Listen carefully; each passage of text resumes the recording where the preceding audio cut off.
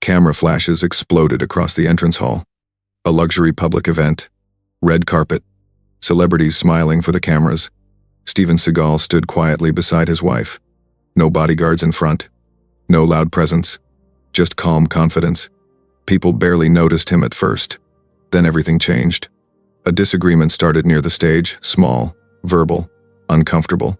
Steven's wife spoke calmly, trying to clear a misunderstanding. Before anyone could react, slap. The sound echoed through the hall like a gunshot. Will Smith's hand had struck Steven Seagal's wife across the face. Time froze. Cameras stopped clicking. Smiles vanished. Security guards hesitated, unsure who to move for. Some people gasped. Others looked away in shock. Steven Seagal didn't move. He didn't rush forward, didn't shout, didn't even raise an eyebrow. He slowly turned his head toward his wife.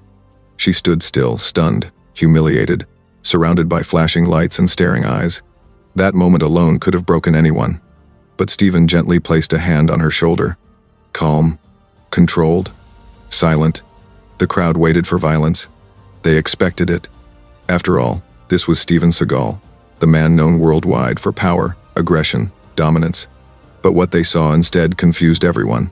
Steven smiled. Not a happy smile. Not an angry one. A dangerously calm smile. The kind that says, "You've just made the worst mistake of your life." Will Smith smirked confidently. Security finally stepped in, but Steven lifted one finger. "No," he said softly. That single word carried more weight than shouting ever could. Reporters leaned forward. Phones started recording again. Something was coming. Steven looked directly at Will Smith. His voice was low, almost respectful. "You didn't just slap my wife," he said. "You embarrassed yourself. In front of the world." The room went silent. No music. No chatter. Just tension thick enough to suffocate. Will laughed it off. The crowd laughed nervously with him. They thought this was over. They thought Steven Seagal had chosen silence. They were wrong. Because Steven wasn't about to react. He was about to respond. And no one in that room, not the celebrities, not the organizers, not even Will Smith himself, had any idea that the next move Steven Seagal was about to make would destroy reputations, careers, and rewrite the entire night. Without throwing a single punch, the music slowly returned, but it sounded wrong now, too loud, too forced. Smiles tried to come back, but they didn't stick. The energy in the hall had shifted.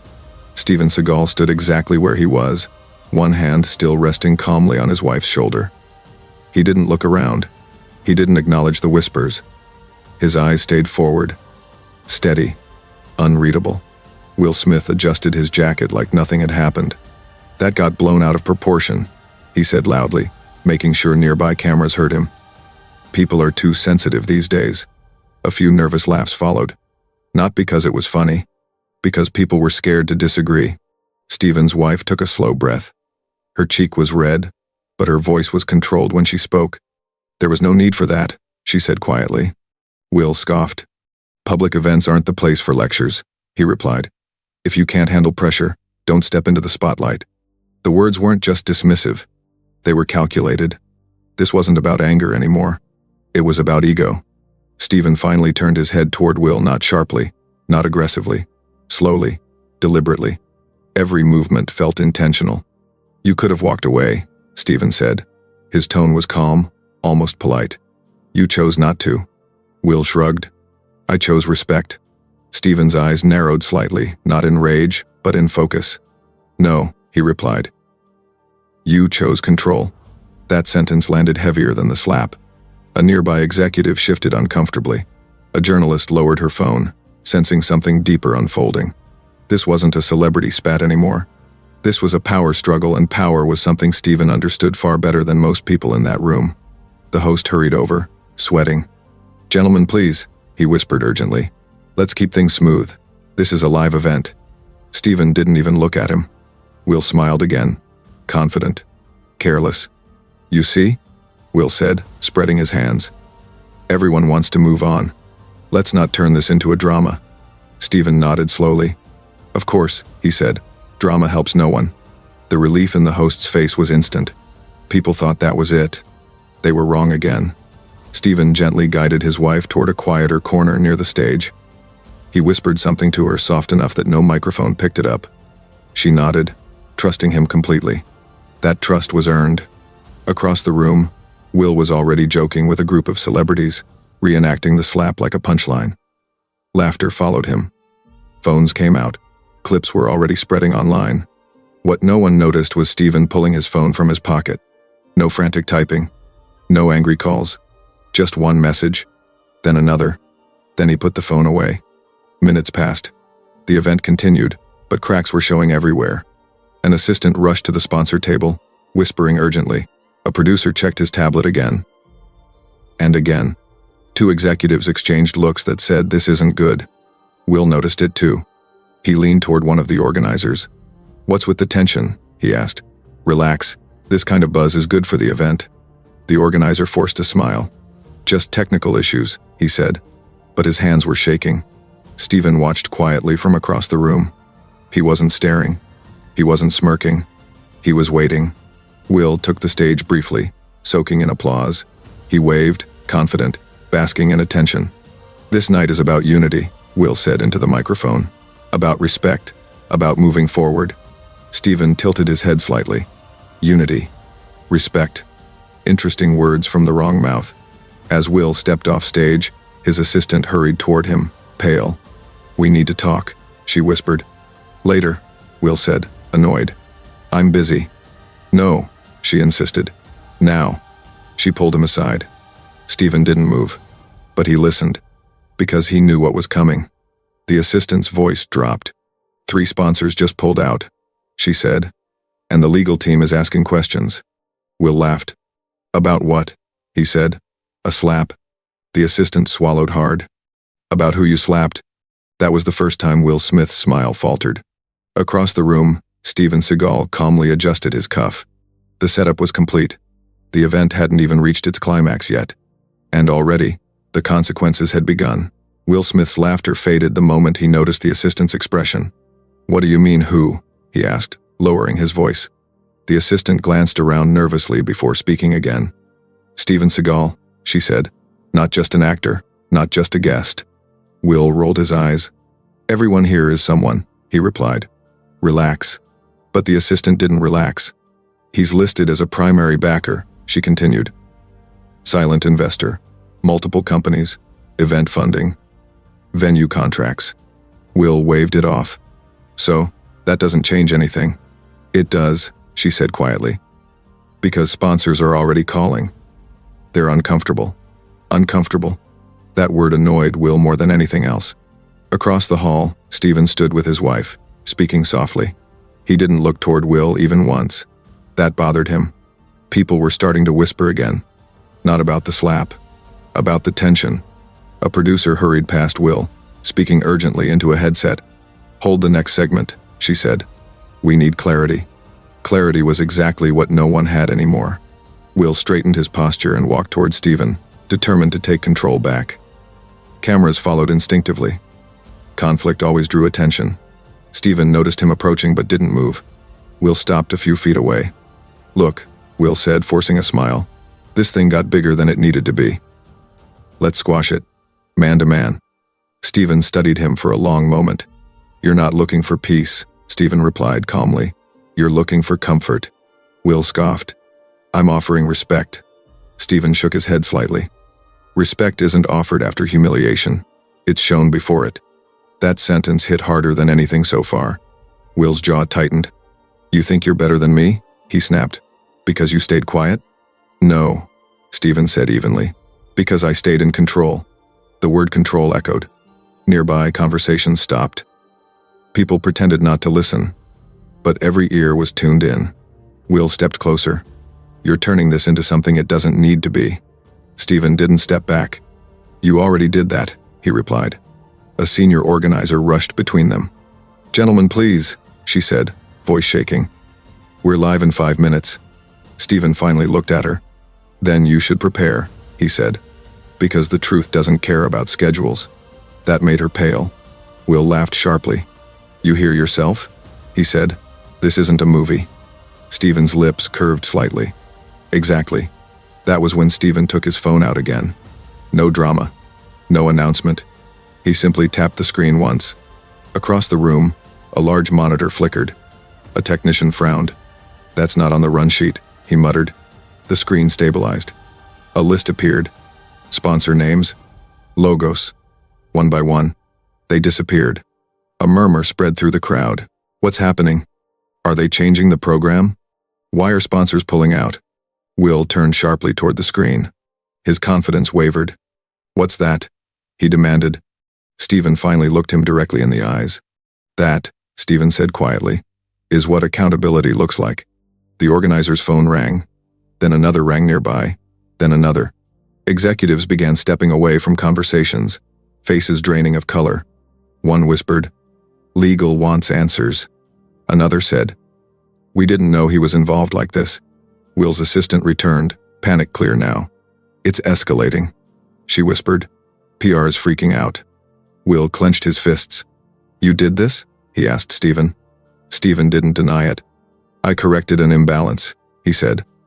"Public disrespect creates public consequences." Will laughed again, but it was hollow. "You think this scares me?" he said. "I've survived worse."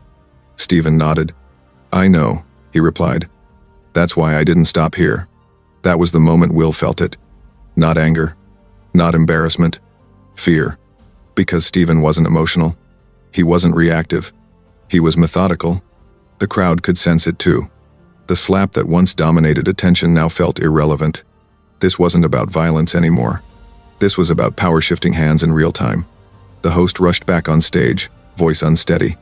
"We're going to take a short pause," he announced. But no one moved. All eyes were on Steven Seagal. He stood quietly, composed, his wife beside him. Will Smith stood opposite, still famous, still powerful, but no longer in control. And everyone in that room knew it, because Steven Seagal hadn't raised a hand. He had raised the stakes, and the night was far from over. The pause the host announced never truly happened. Music didn't resume. Lights didn't dim. Conversations didn't recover. The room was stuck in a moment of collective confusion. People weren't sure what they were witnessing anymore. Moments ago, it was a slap, shocking, dramatic, gossip-worthy. Now it felt like something far bigger was unfolding beneath the surface. Executives clustered in corners, whispering urgently. Assistants rushed back and forth with phones pressed tightly to their ears. Security stood frozen, unsure who they were protecting anymore. Steven Seagal remained still. That stillness was unsettling. He didn't pace, didn't watch the screens, didn't check his phone again. He simply stood beside his wife, offering quiet reassurance with nothing more than his presence. Across the room, Will Smith felt the air change. People who were laughing with him minutes ago were now avoiding eye contact. Some stepped away entirely. Others pretended to check messages, suddenly very busy.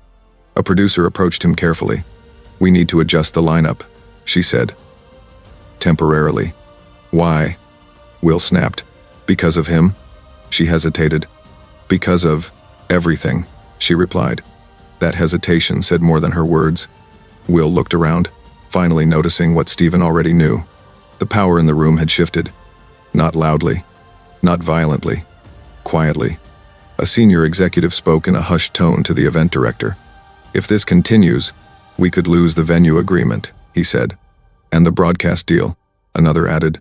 The director wiped sweat from his forehead. "No one told me Seagal was this involved," he muttered. Nearby, a journalist whispered to her cameraman. "This isn't a celebrity fight anymore. This is leverage." Will overheard that word. Leverage. It irritated him and unsettled him. He walked toward the bar, poured himself a drink, and took a long sip. His hand shook slightly, though he tried to hide it. "This is ridiculous," he muttered, "all over one moment." One moment. Steven heard that too. He finally spoke not to Will, but to the room. "Moments reveal character," he said calmly. "They don't create it." The people closest to him went silent. Steven continued, voice steady, unhurried. "When someone disrespects a woman publicly," he said, "they're not testing her strength." He paused. "They're exposing their own."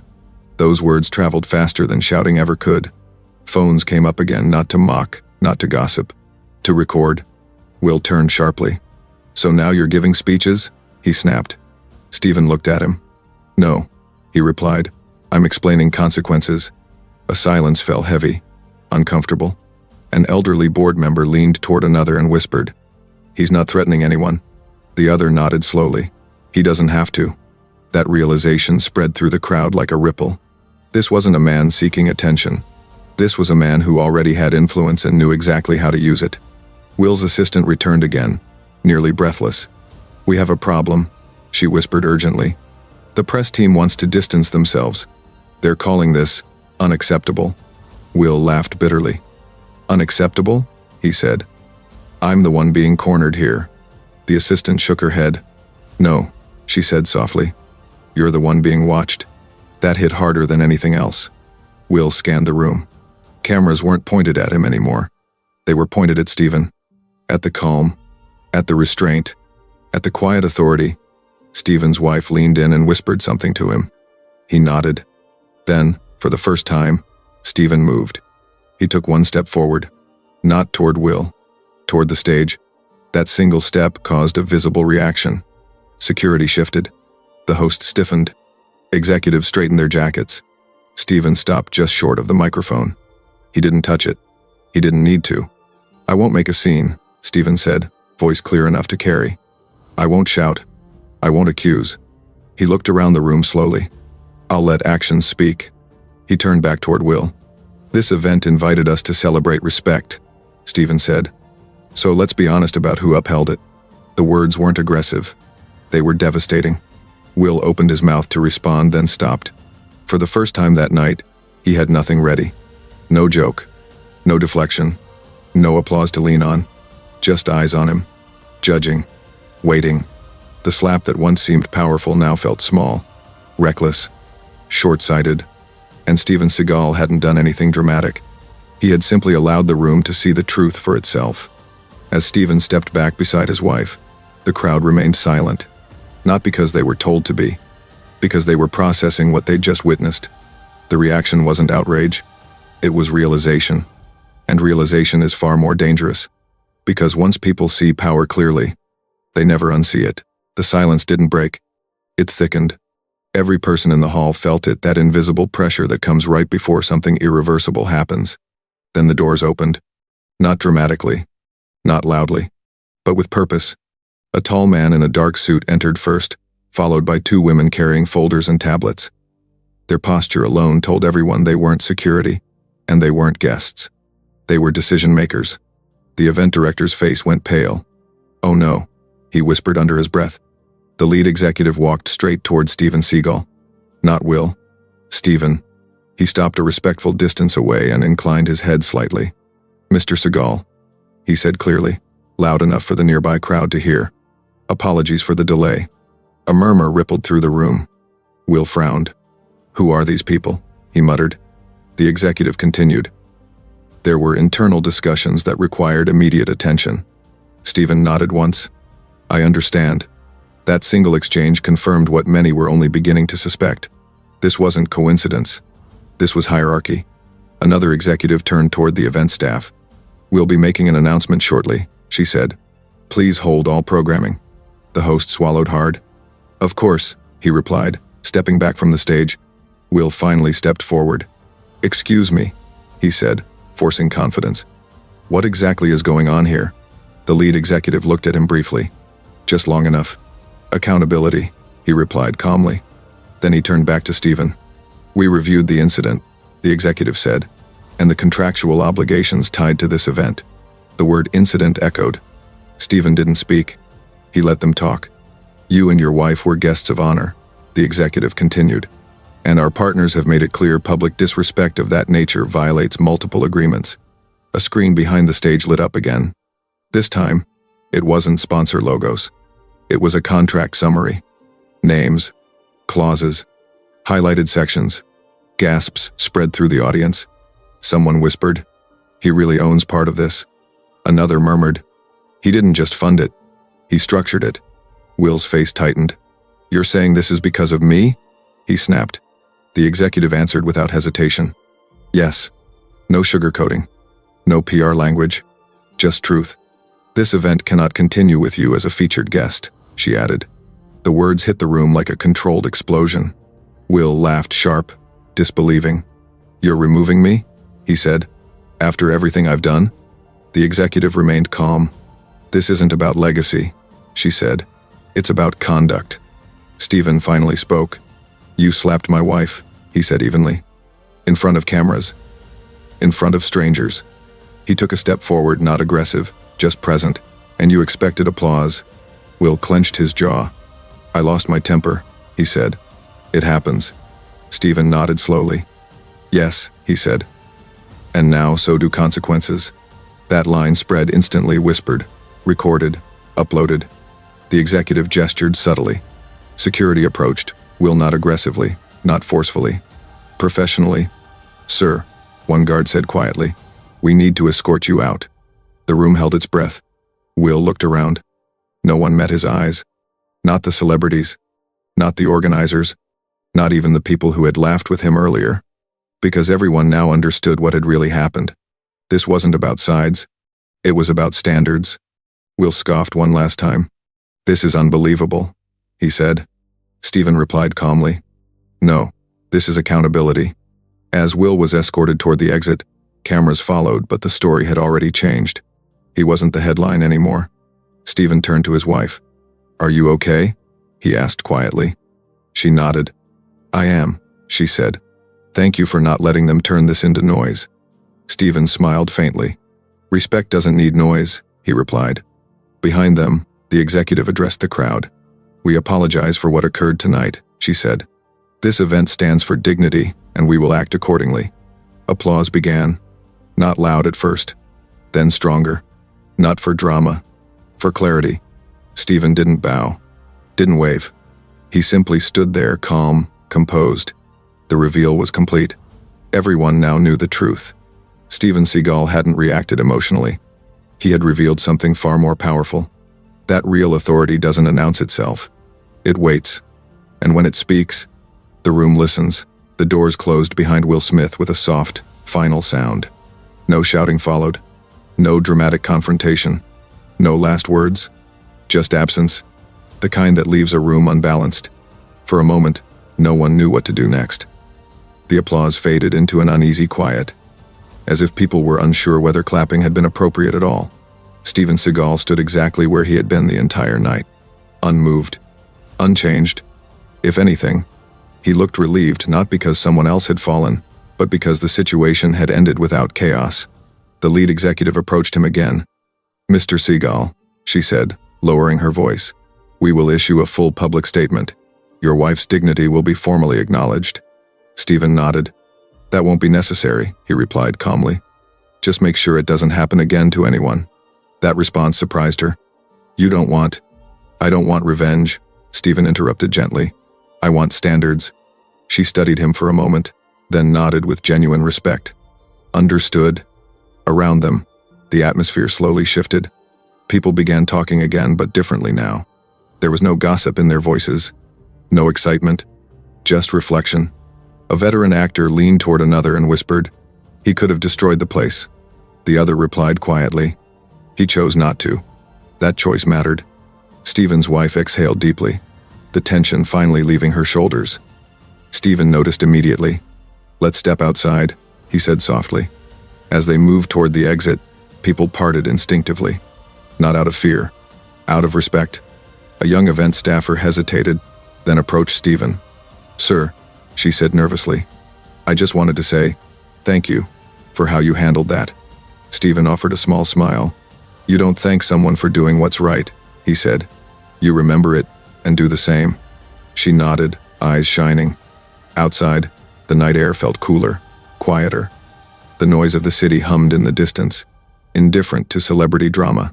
Steven and his wife stood under the lights for a moment. "You okay?" he asked again. She smiled faintly. "I am now," she said. "You didn't fight for pride, you fought for respect." Steven looked at her.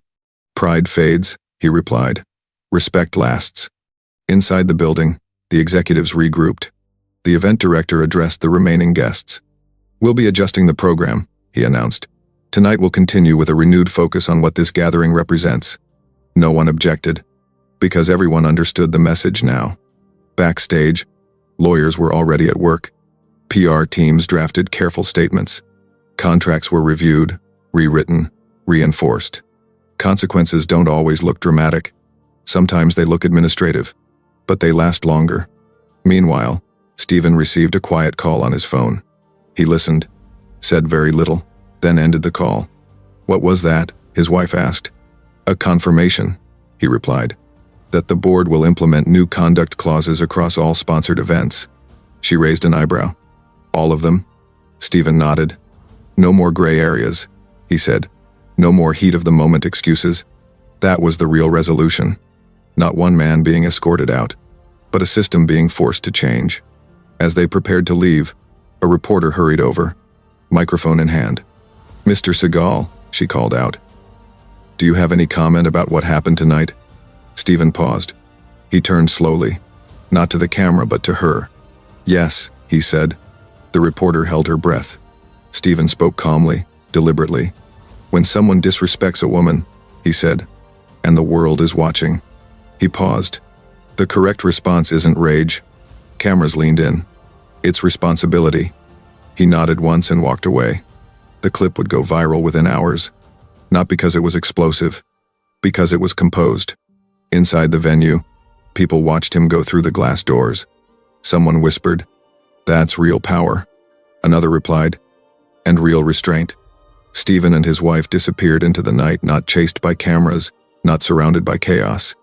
Just two people walking side by side. The incident was over. The lesson was not, because the strongest resolution isn't when someone loses publicly. It's when everyone else learns privately. And from that night forward, no one who had been there would ever forget. You don't measure strength by how hard someone can strike. You measure it by how calmly they can end a fight, without ever throwing a punch. By the next morning, the story was everywhere. Headlines didn't scream violence. They didn't glorify the slap. They focused on one thing: how quietly the situation had been handled and how loudly it had echoed.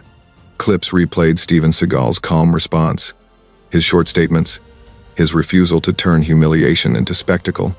Comment sections exploded, not with anger, with realization. People weren't asking, "Why didn't he fight?"